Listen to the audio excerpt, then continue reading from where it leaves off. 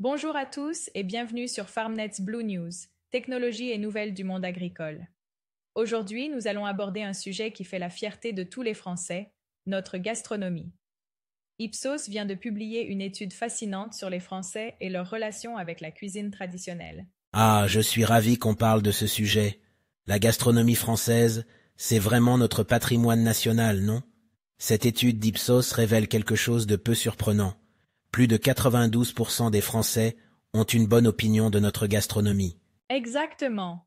Et tu sais quoi? La moitié d'entre eux en ont même une très bonne opinion. C'est impressionnant, mais finalement assez logique quand on connaît notre attachement à la bonne cuisine. L'étude nous dévoile également quels sont les plats considérés comme les meilleurs ambassadeurs de la France à l'international. Oh, je suis curieux. Laisse-moi deviner. La ratatouille? Les escargots? Le foie gras peut-être? Pas du tout. Selon les Français interrogés, c'est le bœuf bourguignon qui arrive en tête, suivi du cassoulet et de la blanquette de veau. Un podium très traditionnel, tu ne trouves pas? Le confit de canard et la choucroute complètent le top 5. Hum, tu me donnes faim. Mais j'avoue que je suis un peu surpris. Je pensais que des plats comme la bouillabaisse ou les crêpes seraient mieux classés. Et les régions? L'étude mentionne-t-elle les régions françaises considérées comme les plus gastronomiques? Bien sûr, le sud-ouest arrive en première position, suivi de la région lyonnaise et de la Bretagne. L'Alsace et la Bourgogne complètent ce classement. Ça reflète bien la diversité de notre patrimoine culinaire, tu ne crois pas? Tout à fait. Mais dis-moi, est-ce que les Français cuisinent encore beaucoup ces plats traditionnels? Avec tous ces services de livraison et la cuisine internationale qui gagne du terrain, j'ai parfois l'impression que nos traditions se perdent. Eh bien, détrompe-toi. L'étude montre que 71% des Français mangent des plats traditionnels français au moins une fois par semaine. Et parmi eux, 30% en consomment plusieurs fois par semaine et 8% tous les jours. C'est plutôt rassurant, non? Vraiment? C'est... c'est plus que ce que je pensais. Et ils préfèrent les cuisiner eux-mêmes ou aller au restaurant. Alors, 70% des Français préfèrent cuisiner ou manger ces plats à la maison, contre 30% qui privilégient le restaurant. Mais ça ne veut pas dire qu'ils ne fréquentent pas les restaurants. Près de 40% des personnes interrogées mangent au restaurant plusieurs fois par mois, hors déjeuner professionnel. Et comment choisissent-ils leur restaurant? Je suis sûr que les applications et les avis en ligne ont complètement changé la donne ces dernières années. Tu as tout à fait raison. 62% des Français considèrent qu'il est nécessaire de consulter des avis avant de choisir un restaurant. Les avis Google sont la première source citée avec 53%, suivi par TripAdvisor à 45%. Mais le bouche à oreille résiste bien, puisqu'il est mentionné par 42% des personnes interrogées. Et le guide Michelin dans tout ça? Est-ce qu'il a encore une influence importante? Oh là là, absolument. Sa notoriété est incroyable. 89% des Français déclarent connaître le guide Michelin et ses étoiles, et plus de 40% ont déjà mangé dans un restaurant étoilé. Parmi eux, plus de 80% sont ressortis avec une expérience à la hauteur de leurs attentes. C'est impressionnant. Et je me demande, qui sont les chefs préférés des Français? Je parie que ce sont ceux qu'on voit le plus à la télévision, non?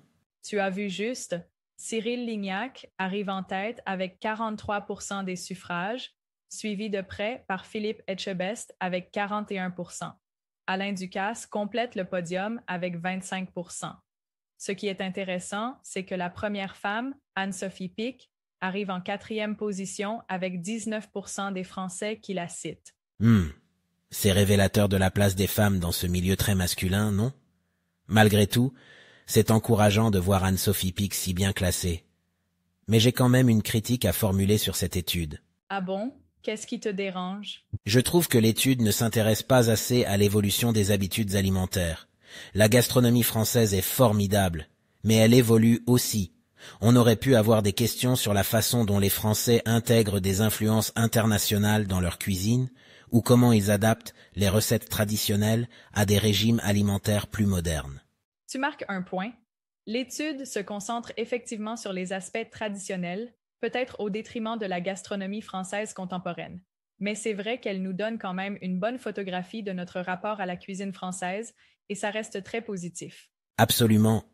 Et puis, ça confirme quand même que notre gastronomie est un pilier de notre identité nationale. Dis-moi, As-tu une anecdote personnelle sur un de ces plats emblématiques? Je suis curieux. Ah, la blanquette de veau.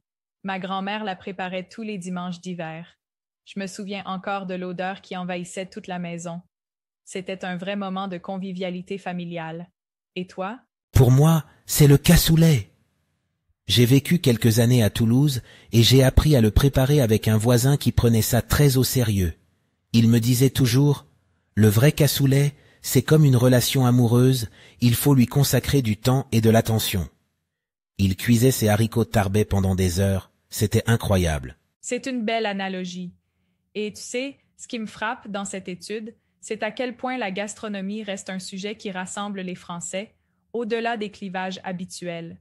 Dans un monde de plus en plus divisé, c'est réconfortant de voir que notre culture culinaire continue de nous unir. Tu as totalement raison. Et puis, on peut être fier que notre gastronomie soit reconnue mondialement. Elle fait partie du patrimoine immatériel de l'UNESCO depuis 2010. Ne l'oublions pas. Exactement. Eh bien, sur cette note gourmande et patrimoniale, nous allons conclure notre émission d'aujourd'hui. Merci à tous de nous avoir écoutés sur FarmNet's Blue News, technologie et nouvelles du monde agricole. N'hésitez pas à partager vos plats traditionnels préférés sur nos réseaux sociaux. Et la prochaine fois que vous préparerez un bœuf bourguignon ou une blanquette de veau, souvenez-vous que vous perpétuez un héritage culturel précieux. À bientôt sur FarmNet's Blue News. Au revoir à tous et bon appétit, bien sûr. C'était un plaisir de partager ce moment avec vous. À très bientôt pour une nouvelle émission. Merci de nous avoir écoutés. Rejoignez la communauté FarmNet pour une agriculture plus durable.